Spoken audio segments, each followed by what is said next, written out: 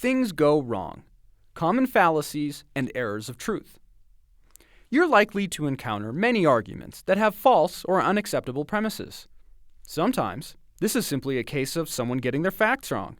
They meant to say 60%, but instead they said 40%.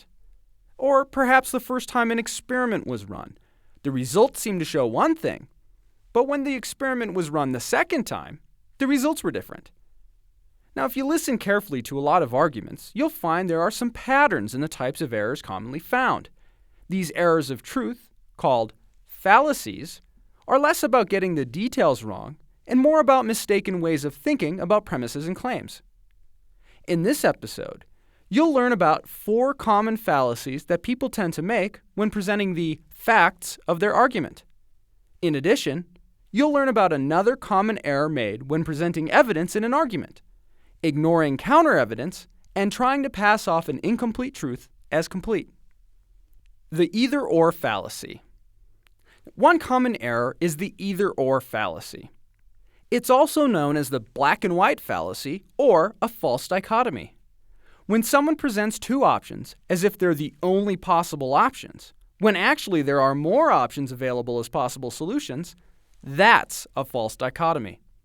So, for example, if someone says about a musician, "Oh, he's just in it for either the money or the fame," they're presenting a false dichotomy.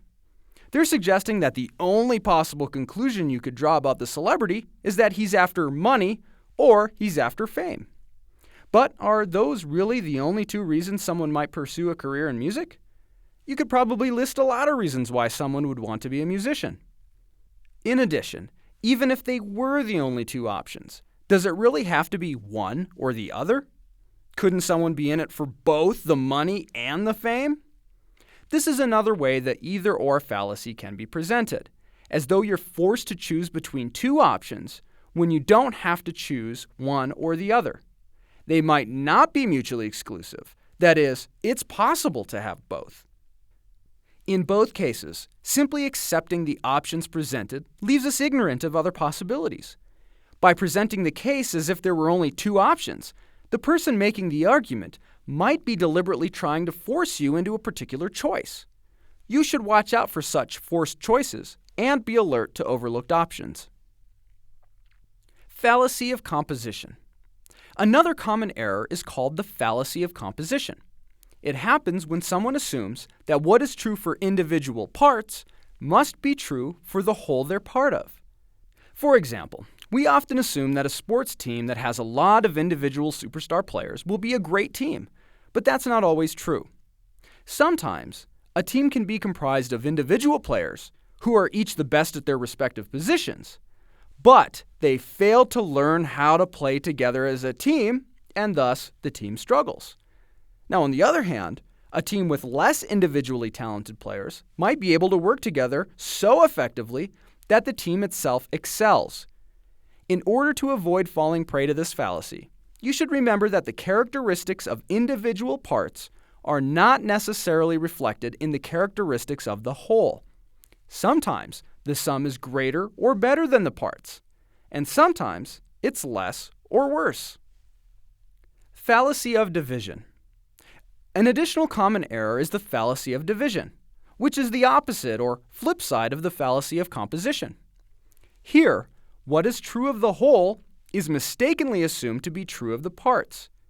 Now think about our great sports team from the previous example. It would be a fallacy of division to start thinking about the great team and assume that every individual player on this great team must also be the best. People commit this error frequently when they apply group stereotypes to individual members of the group. The gambler's fallacy. Finally, there's an error of truth known as the gambler's fallacy.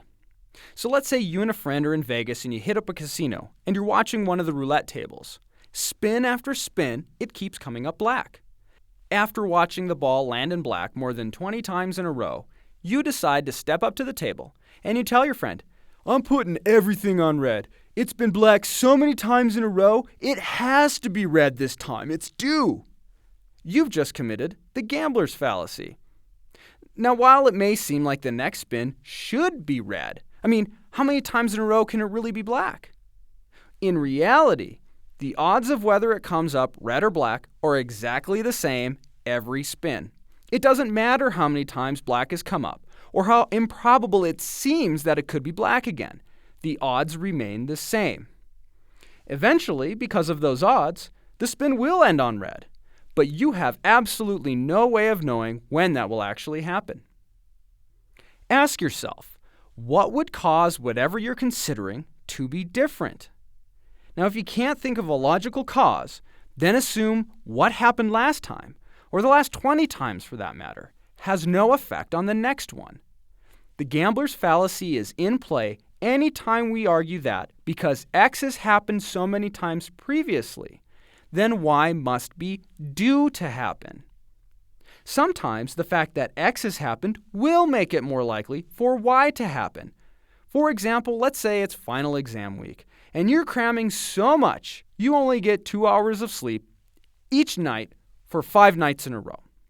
Your mom's concerned about you, but you tell her, "Don't worry, it's okay. I'm so tired, I know I'll sleep for at least 12 hours tonight." In this case, the fact that you've had so little sleep the previous 5 nights probably does make it more likely you'll get plenty of sleep tonight. But betting that you'll finally win the lottery because you've lost so many times previously doesn't work. Nothing about your previous losses impacts your chances of winning now. Incomplete truths. Counter evidence. Sometimes people make arguments based on part of the story, selecting facts that seem to fit neatly with a given conclusion. However, in doing so, they often fail to consider all angles of an issue, which can lead them to ignore premises that might go against their conclusion. This doesn't necessarily mean that their original argument is weak or wrong. The counter evidence might not be fatal to the argument. But failing to consider a related fact leaves the arguer open to objections from others, and perhaps unprepared to defend the argument in the face of these unanticipated claims. This represents an error of truth in mistaking part of the story, the premises that have been considered, for the whole truth of the matter, when in fact some evidence has not even been examined. The art of crafting a strong argument requires consideration of all possible evidence and solutions. Considering all sides does not necessarily mean you're going to get stuck in a mass of conflicting premises. In the process, using some of the skills you've learned, you can accept some premises and reject others in crafting your final argument. But by engaging in this complete process, you ensure that you have anticipated possible objections to your argument and are prepared to defend it. You've already thought about those other pieces of evidence and found reasons to reject them. While it is important to identify as much as possible any factual errors you find in arguments, it's especially useful to be aware of these common patterns of errors. The fallacies discussed in this episode represent common problems in the way we think about the world and in our approach to problem solving. The more familiar you are with these fallacies and shortcomings, the more alert you can be to them in your own and others' arguments.